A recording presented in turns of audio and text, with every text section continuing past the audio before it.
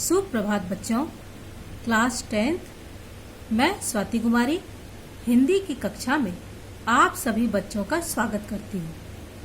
बच्चों, हम लोग व्याकरण में पद परिचय पढ़ रहे थे और पद परिचय के दौरान हम लोग संज्ञा और सर्वनाम के विषय में डिटेल से पढ़ चुके थे।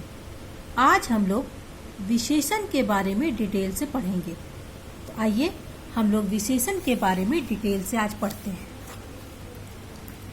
आज का हमारा टॉपिक है विशेषण, जो कि पद परिचय का तीसरा भेद है। अब हम लोग विशेषण के बारे में अच्छी तरह से जानेंगे। विशेषण की परिभाषा जानने से पहले हम लोग इस 4 विकारी शब्द के बारे में जानते हैं। 4 विकारी शब्द कौन कौन है? संज्ञा, सर्वनाम, विशेषण, क्रिया।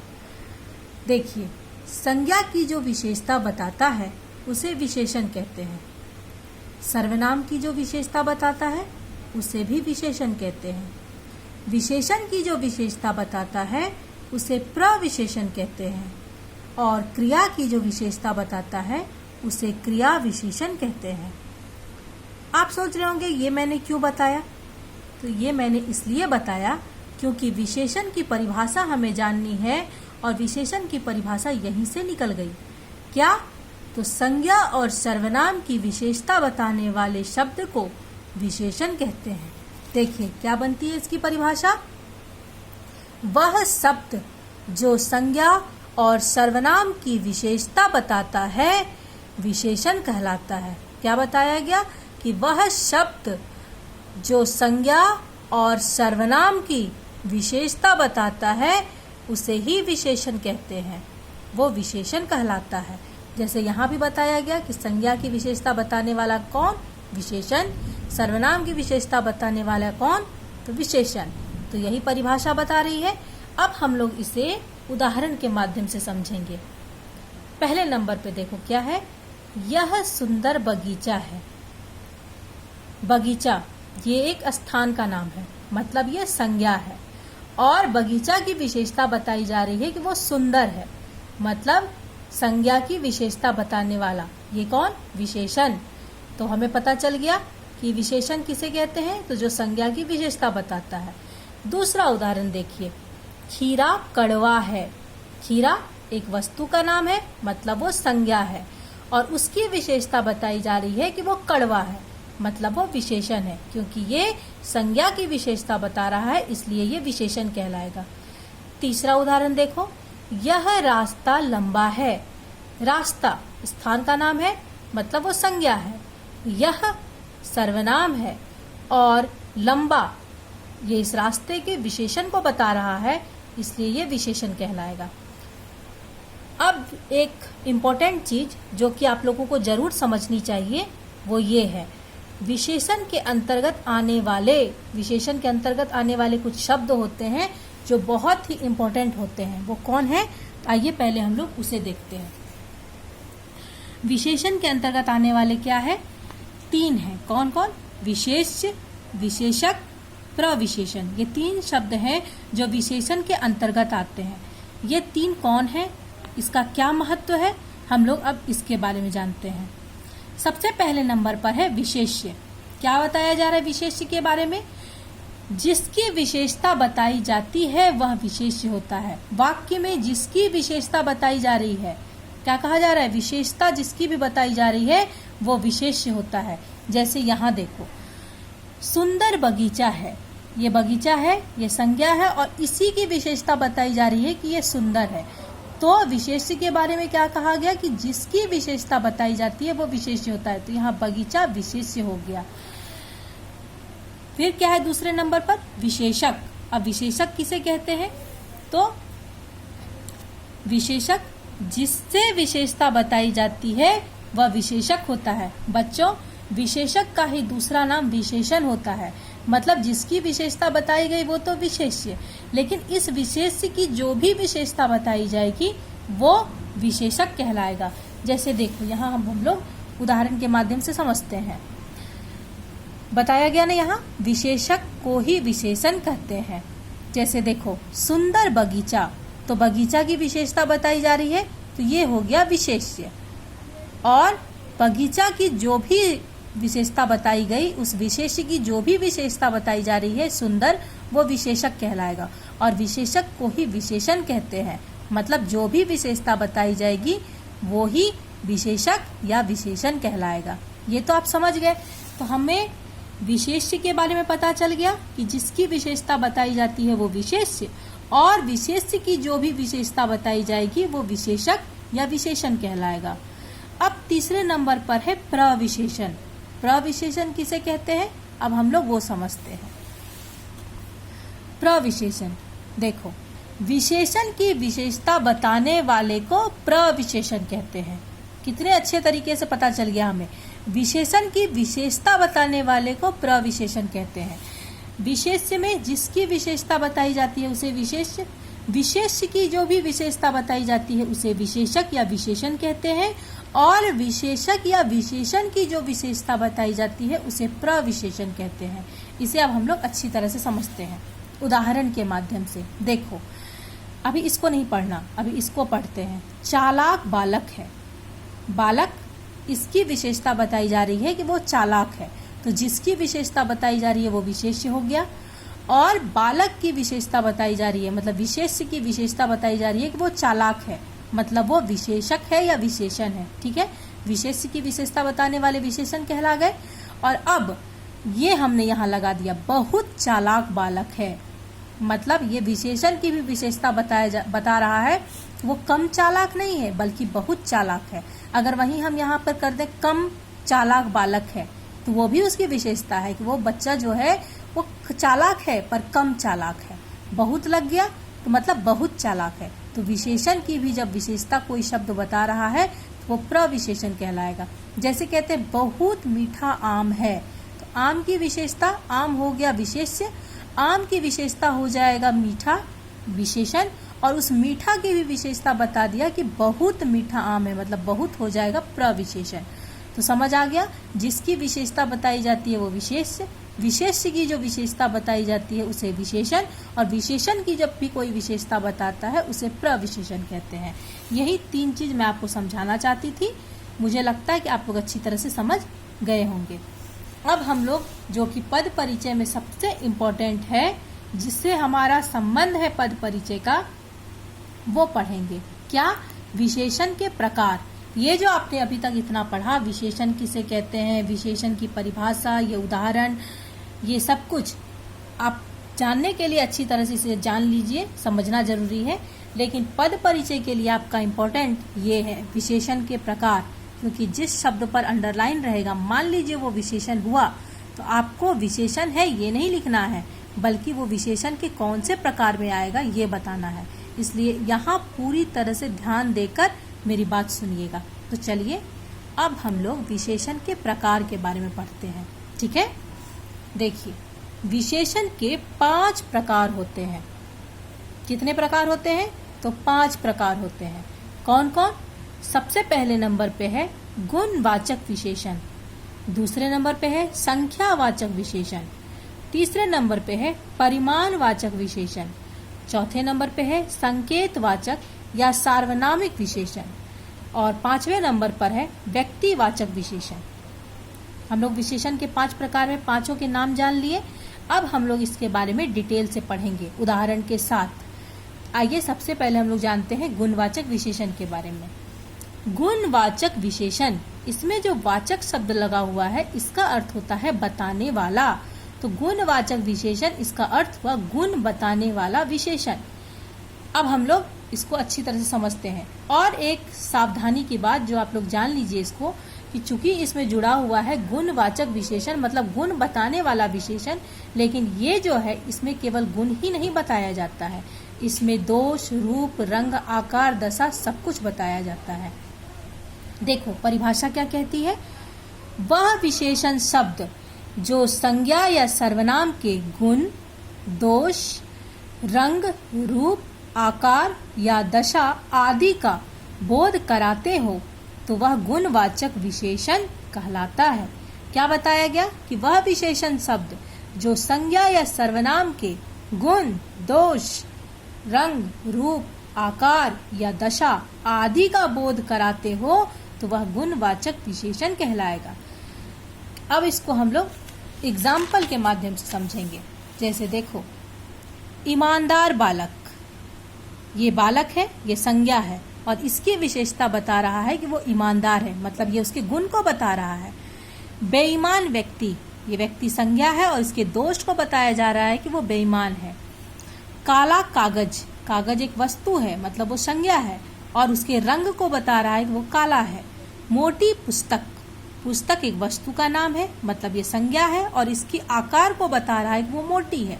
अगर इसी की जगह पे पतली पुस्तक हो तो वो भी उसके आकार को बताएगी। गर्म पानी, पानी एक वस्तु का नाम है, मतलब ये संज्ञा है और इसकी दशा को बता रहा है कि ये गर्म है। अगर यहाँ हो कि ठंडा पानी तो ठंडा भी इसकी दशा को बताएगा। मतलब गुण, दोष, रंग, आकार, दशा, ये सब कुछ गुणवाचक विशेषण के अंतर्गत आ जाएगा। जैसे इसमें बताया गया कि गुण, दोष, रंग, रूप, आकार या दशा आदि का बोध कराते हो तो वह गुणवाचक विशेषण कहलाएगा। अब आपको मैं एक ट्रिक बताती हूँ कि कैसे आप पहचानिएगा कि ये गुणवाचक विशेषण है। देखिए, गुणवाचक विशेषण की पहचान के तरीके क्या है वो देखिए।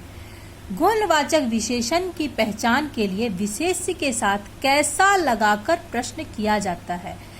आपको अगर पहचानना है कि ये गुणवाचक विशेषण है या नहीं तो आप इसके लिए क्या कीजिए ना, विशेष्य के साथ, मतलब जिसकी विशेषता बताई जा रही है उसके साथ आप कैसा, और अगर स्त्रीलिंग है तो कैसी, ये लगाकर प्रश्न पूछिए। अगर आपको उत्तर मिल जाता है तो मतलब वो गुणवाचक विशेषण है। जैसे अब हम यहाँ पर प्रश्न जोड़ते हैं। बालक है, कैसा बालक, क्या हमें जवाब मिल रहा है? जवाब तो मिल रहा है, ईमानदार बालक। कैसा व्यक्ति, हमने प्रश्न पूछा कैसा व्यक्ति, जवाब हमें मिला बेईमान व्यक्ति। कैसा कागज, जवाब मिला काला कागज। ये पुस्तक स्त्रीलिंग है इसलिए हम यहाँ पर कैसी लगाएंगे। कैसी पुस्तक, जवाब आया मोटी पुस्तक। और पानी, कैसा पानी, जवाब आया गर्म। अगर आपको पता करना है कि गुणवाचक विशेषण ये है कि नहीं, तो आप विशेष्य के साथ, मतलब जिसकी विशेषता बताई जा रही है उसके साथ कैसा या कैसी लगाकर प्रश्न पूछिए। अगर आपको जवाब मिल जाता है तो आप आंख बंद करके लिख सकते हैं कि वो गुणवाचक विशेषण है। ठीक है, तो गुणवाचक विशेषण मुझे लगता है आपको समझ आ गया होगा। अब मैं आपको दूसरे नंबर विशेषण का दूसरा भेद संख्यावाचक विशेषण पढ़ाऊंगी। ध्यान से मेरी बात सुनिएगा। और संख्यावाचक विशेषण में ये शब्द से, इसके नाम से ही पता चलता है कि इसमें क्या होगा। संख्या, मतलब इस प्रकार में ये जो संख्यावाचक विशेषण है इसमें संख्या का महत्व बहुत ज्यादा है। आइए देखते हैं। वह विशेषण जो संज्ञा या सर्वनाम की संख्या का बोध कराते हैं संख्यावाचक विशेषण कहलाते हैं। देखा, मैंने जो कहा बिल्कुल सही हुआ ना। वो क्या बताया गया? वह विशेषण जो संज्ञा या सर्वनाम की संख्या का बोध कराते हैं संख्यावाचक विशेषण कहलाते हैं। जैसे देखो, 5 आदमी है, कुछ आदमी है। अब यहाँ पर 2 तरह के एग्जाम्पल आ गए। 5 आदमी, ये 5 क्या है? संख्या है। आदमी कौन? तो ये एक प्राणी, मनुष्य है, प्राणी है, तो ये संज्ञा है और इसकी संख्या बता रहा है, तो ये हो गया संख्यावाचक विशेषण। अब दूसरा है कुछ आदमी है, आदमी संज्ञा और कुछ यहाँ लगा हुआ है, मतलब हम कंफर्म नहीं है कि कितने आदमी हैं, लेकिन चाहे तो गिन सकते हैं, वो गिने जा सकते हैं, लेकिन हम गिने नहीं है इसलिए कुछ लग गया। तो 2 तरह के एग्जाम्पल हमने यहाँ लिखे हैं, 5 आदमी है, कुछ आदमी है, और यहीं से संख्यावाचक विशेषण के लिए हमें आगे का पॉइंट मिल गया। क्या? तो संख्यावाचक विशेषण के भेद होते हैं। जहां आप कंफर्म है और जहां आप कंफर्म नहीं है कि कितनी संख्या है, इसी आधार पर संख्यावाचक विशेषण के भेद हो जाते हैं। तो संख्यावाचक विशेषण के भेद कौन कौन? निश्चित संख्यावाची, अनिश्चित संख्यावाची। जहां हमें संज्ञा या सर्वनाम की संख्या कंफर्म हो कि इतनी संख्या है, वहां हो जाएगा निश्चित संख्यावाची, और जहां हम कंफर्म नहीं है कि कितने आदमी हैं या कितनी है वो, वहां हो जाएगा अनिश्चित संख्यावाची। अब इसको हम लोग और अच्छे से पढ़ते हैं। देखो, निश्चित संख्यावाची क्या है? वे विशेषण शब्द जो संज्ञा और सर्वनाम की निश्चितता का बोध कराए निश्चित संख्यावाची विशेषण कहलाते हैं। क्या बताया गया कि वो विशेषण शब्द जो संज्ञा और सर्वनाम की निश्चितता का बोध कराता है निश्चित संख्यावाची विशेषण कहलाता है। जैसे 5 आदमी है, आदमी संज्ञा है और हम कंफर्म है कि वो 5 है, तो ये निश्चित बोध करा रहा है, उसकी संख्या का निश्चितता का बोध करा रहा है, इसलिए ये हो गया निश्चित संख्यावाची। और दूसरे नंबर पे है अनिश्चित संख्यावाची। अब इसको नाम से ही स्पष्ट हो रहा है कि यहाँ हम निश्चित नहीं है कि कितने, कंफर्म नहीं है, तो वही चीज यहाँ बताया जा रहा है। वे विशेषण शब्द जो संज्ञा या सर्वनाम की अनिश्चितता का बोध कराए अनिश्चित संख्यावाची विशेषण कहलाते हैं। मतलब वे विशेषण शब्द जो संज्ञा तथा सर्वनाम की अनिश्चितता का बोध कराता है अनिश्चित संख्यावाची विशेषण कहलाते हैं। उदाहरण में कुछ आदमी है, यहाँ आदमी संज्ञा है और हम कंफर्म नहीं है, ये अनिश्चित है कि वो आदमी कितना है। ये शब्द जो है ये अनिश्चित संख्यावाची विशेषण कहलाएगा। आप समझ गए होंगे संख्यावाची विशेषण किसे कहते हैं। तो संज्ञा तथा सर्वनाम की संख्या का बोध कराने वाले को संख्यावाची विशेषण कहते हैं। संख्यावाची विशेषण के 2 भेद होते हैं, निश्चित संख्यावाची, अनिश्चित संख्यावाची। जब हमारे पास संख्या कंफर्म हो, निश्चित हो, वो निश्चितता का बोध कराए तो वो निश्चित संख्यावाची विशेषण है। और जब संज्ञा तथा सर्वनाम की संख्या अनिश्चित हो, हमें पता ना हो कि वो कितना है, तो वो अनिश्चित संख्यावाची विशेषण कहलाएगा। अब मुझे लगता है कि गुणवाचक विशेषण और संख्यावाचक विशेषण आप समझ गए होंगे। अब तीसरे नंबर पर है परिमाणवाचक विशेषण। अब हम लोग इसके बारे में पढ़ेंगे। देखो बच्चों, ये जो परिमाणवाचक विशेषण है, यहाँ पर बहुत बच्चे कंफ्यूज हो जाते हैं, क्योंकि परिमाण से मिलता जुलता एक शब्द है, क्या, परिणाम। और कई बार वो परिमाण को परिणाम ही लिख बैठते हैं या समझ बैठते हैं, तो नहीं करना है ऐसा, क्योंकि ये 2 शब्द हैं और दोनों के ही अलग अलग अर्थ हैं। देखो, ये जो परिमाणवाचक विशेषण है, इसका परिमाण का अर्थ होता है मात्रा या मापतौल। जो हम लोग नापते हैं ना, दुकान में जाते हैं तो कुछ वस्तु भी हम लें, वो हमें नाप तोल के मिलती है, तो वो जो मात्रा हुआ, मापतौल हुआ, वो परिमाण है। और इसी से मिलता जुलता शब्द है परिणाम, और इसका अर्थ होता है फल या प्रभाव। अगर आप परिमाण के जगह पर परिणाम लिख देते हैं तो आप पूरी तरह से गलत हो जाइएगा, इसलिए इसका ध्यान आपको हमेशा रखना है। अब हम लोग इसके बारे में पढ़ते हैं। चूंकि यह नाम से ही स्पष्ट हो रहा है कि मात्रा या मापतौल का बोध यहाँ जरूर कराया जाएगा, नाम से ही स्पष्ट हो रहा है, तो देखते हैं क्या कहती है परिभाषा। संज्ञा या सर्वनाम की मात्रा या मापतौल बताने वाले विशेषण को परिमाणवाचक विशेषण कहते हैं। क्या बताया गया? संज्ञा या सर्वनाम की मात्रा या मापतौल बताने वाले विशेषण को परिमाणवाचक विशेषण कहते हैं।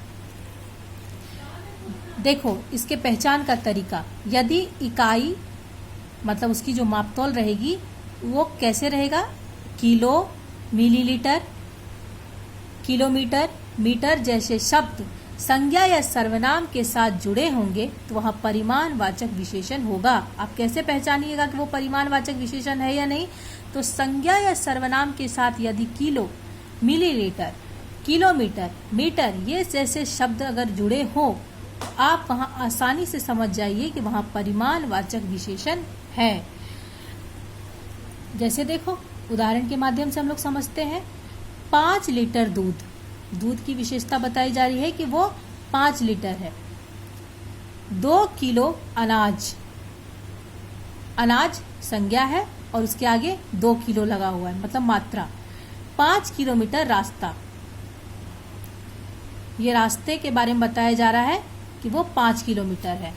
अब दूसरा उदाहरण और देखो, कुछ लीटर दूध, यहाँ तो हम कंफर्म है कि दूध 5 लीटर ही है, लेकिन यहाँ कुछ लीटर दूध मतलब हम कंफर्म नहीं है कि कितना दूध है, तो हमने कुछ लगा दिया, लेकिन उसे नापा तो जा सकता है, तौला जा सकता है उसे, तो इसलिए उसमें कुछ लगा हुआ है क्योंकि हम कंफर्म नहीं है कि वो कितना है। कुछ किलो अनाज, अनाज के संबंध में हम कंफर्म नहीं है कि वो कितना है। कुछ किलोमीटर रास्ता, रास्ता हमने तय किया है लेकिन कितना हमें पता नहीं है। जैसे रांची से रामगढ़ के बीच की जो रास्ते हैं, अगर हमसे पूछा जाए और हमें पता ना हो कि कितना है तो हम कह देंगे कि कुछ किलोमीटर है, लेकिन वो नापा तो जा सकता है, उसे किसी को तो पता है कि वो कितना है वो रास्ता। तो जैसे संख्यावाचक विशेषण के भेद हुए निश्चित संख्यावाची और अनिश्चित संख्यावाची, वैसे परिमाणवाचक विशेषण के भी भेद होते हैं। जैसे यहाँ पर हमें मात्रा कंफर्म है कि कितना है, तो ये हो गया निश्चित परिमाणवाचक विशेषण, और यहाँ मात्रा कंफर्म नहीं है, इसलिए यहाँ हो गया अनिश्चित परिमाणवाचक विशेषण। तो मुझे लगता है आपको यहाँ तक समझ में आ गया। अब हम लोग परिमाणवाचक विशेषण के भेद पढ़ते हैं। परिमाणवाचक विशेषण के भेद। परिमाणवाचक विशेषण के भेद, इसकी परिभाषा हम लोग जानते हैं क्या है। पहले हम लोग इसके भेद कौन कौन से हैं वो देखते हैं। निश्चित परिमाणवाचक विशेषण, अनिश्चित परिमाणवाचक विशेषण। परिमाणवाचक विशेषण के दो भेद होते हैं। अब हम लोग इसकी परिभाषा जानेंगे। निश्चित परिमाणवाचक विशेषण, नाम से ही स्पष्ट हो रहा है कि परिमाण मतलब होता है मात्रा या मापतौल, और उसकी निश्चित मात्रा का वो बोध कराता है। देखो, यदि मात्रा या मापतौल निश्चित हो तो उसे परिमाणवाचक विशेषण कहेंगे। यदि मात्रा या मापतौल एकदम निश्चित हो, हमें पता हो कि वो वस्तु कितनी है, तो वो हो जाएगा निश्चित परिमाणवाचक विशेषण। जैसे 5 किलोग्राम दूध, 5 केजी दूध, 2 किलो चीनी। यहाँ दूध ये एक वस्तु है, संज्ञा है, और इसकी मात्रा एकदम कंफर्म है कि 5 केजी है। 2 किलो चीनी, चीनी एक वस्तु है और इसकी मात्रा हम कंफर्म है कि वो 2 किलो है। अब देखो दूसरे नंबर पर क्या है, अनिश्चित परिमाणवाचक विशेषण। अनिश्चित परिमाणवाचक विशेषण, अब हम लोग इसके बारे में जानते हैं। यदि माप या तौल निश्चित नहीं हो तो उसे अनिश्चित परिमाणवाचक विशेषण कहेंगे। यदि माप या तौल निश्चित नहीं हो तो उसे अनिश्चित परिमाणवाचक विशेषण कहेंगे। उदाहरण में कुछ किलो अनाज, ये अनाज है, उसकी मात्रा बताई जा रही है कि वो कुछ किलो है, मतलब हम पता नहीं है कि वो कितनी है, लेकिन उसे नापा तो जा सकता है, लेकिन अभी हम कंफर्म नहीं है। कुछ किलोमीटर रास्ता किलोमीटर में ही आएगा और उसे नापा भी जा सकता है, लेकिन अभी हम कंफर्म नहीं है कि वो कितना है, इसलिए कुछ लगा हुआ है। तो आप समझ चुके कि परिमाणवाचक विशेषण किसे कहते हैं। तो जब संज्ञा और सर्वनाम की कुछ मात्रा का बोध कराने वाले शब्द जुड़े हो, वो परिमाणवाचक विशेषण कहलाएंगे। परिमाणवाचक विशेषण के दो भेद कौन कौन, निश्चित परिमाणवाचक विशेषण, अनिश्चित परिमाणवाचक विशेषण। यदि मात्रा या मापतौल निश्चित हो, हमें पता हो कि वस्तु कितनी है,